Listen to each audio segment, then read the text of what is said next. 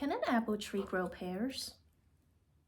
And what does that have to do with you, or your dreams, or the future? I'll let you know. Hello, welcome back to another journey aboard the Luna Caravan. Today, we are going to visit the realm of infinite possibilities. Brace yourself because it's gonna be a wild ride. We're not only going to go out of the box, but we're transforming the box completely. With all the spiritual lingos you hear out there, when people say shape-shifting, this is what they mean. And this is my interpretation of it, at least. I present to you the apple and the pear. We will start this journey at the aforementioned apple tree. You know, the one that's going to yield pears. And I believe we all heard of the saying, the apple doesn't fall far from the tree. Now let's say you are the apple tree and your fruits are your kids. If you are an apple tree, can you convince your kids to be pears?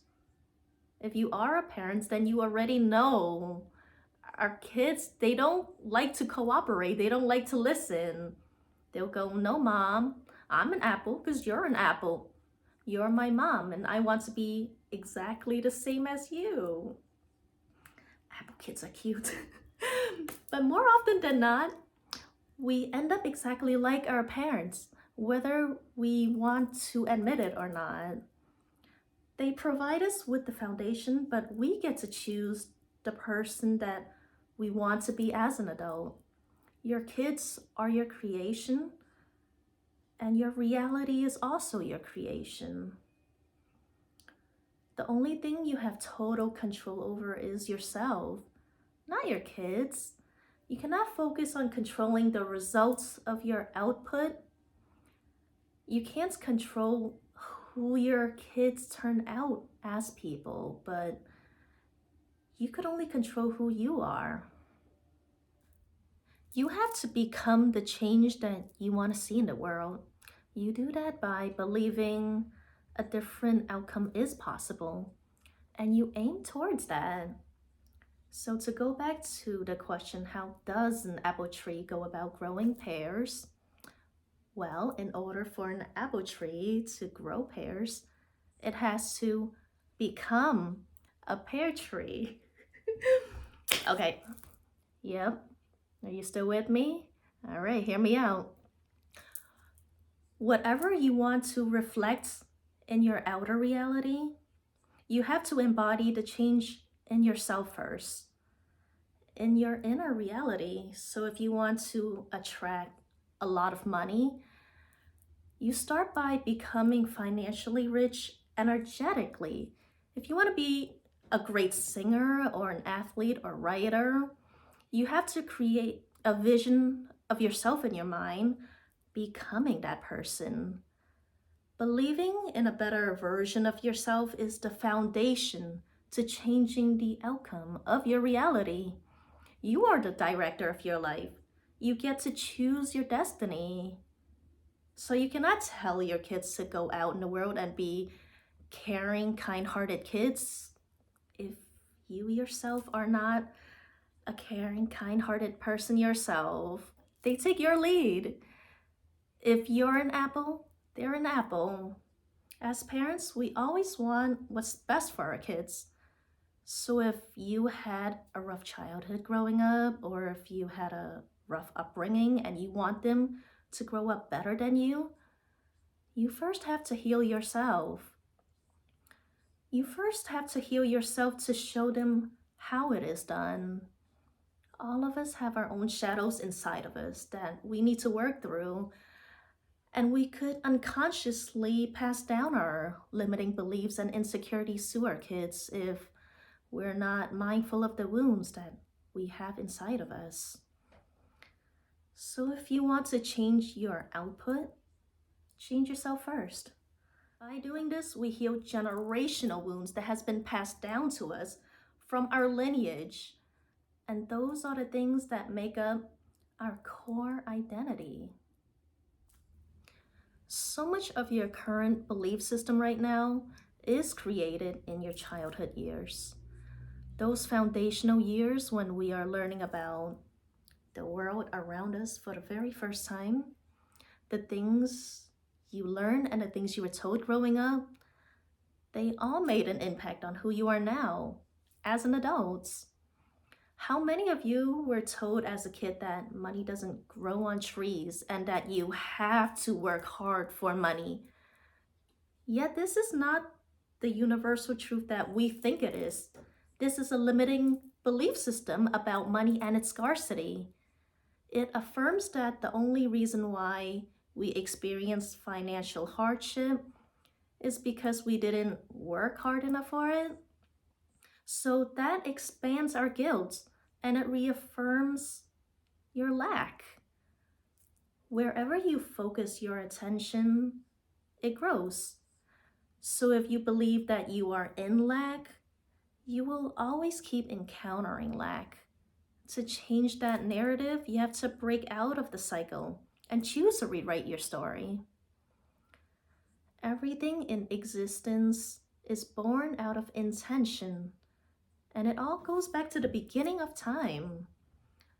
When there is a need, that need births an intention to direct the outcome of the future.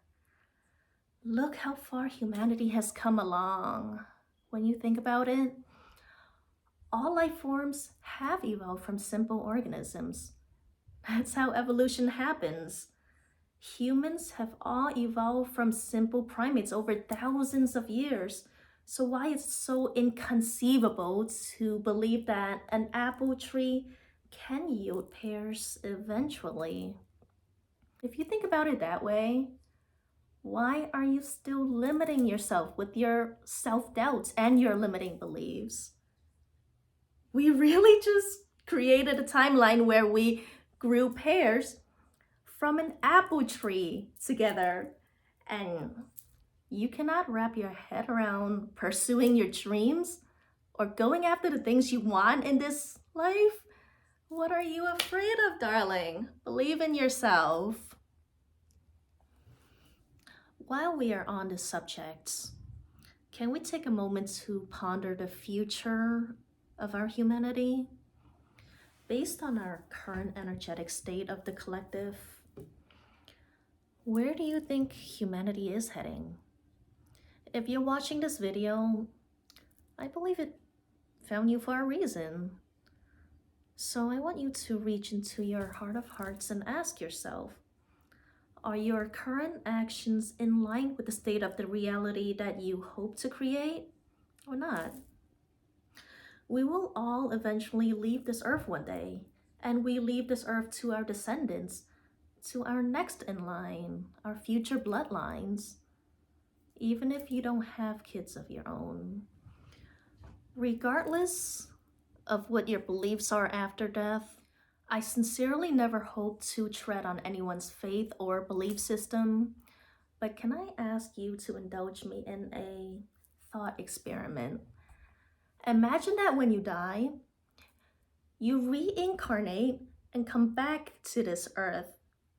After you're complete with your current lifetime, you come back here. Welcome back to earth. Then this is a future that you are creating for yourself too, because life is cyclical.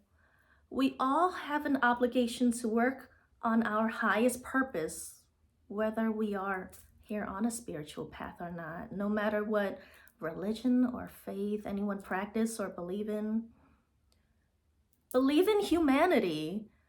Believe in your own power, in your contribution to the future that you are creating right now.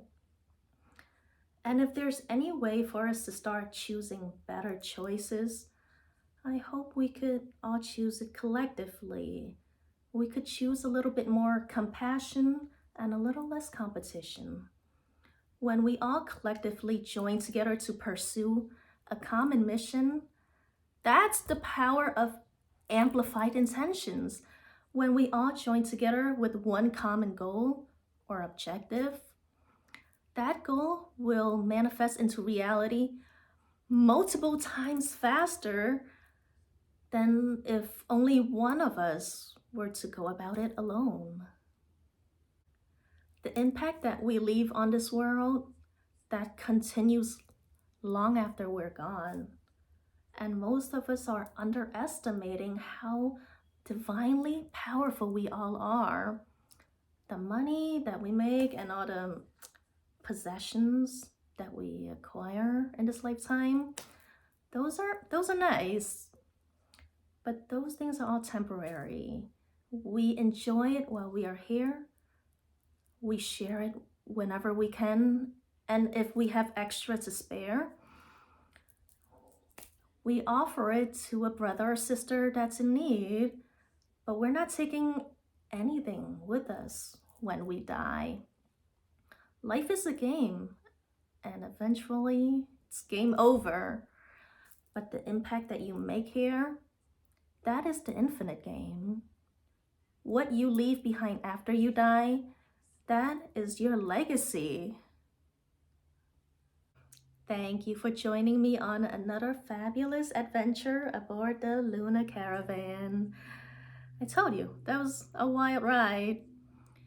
If you had fun on today's crazy quantum journey, please subscribe to follow along and like this video. Okay, adios!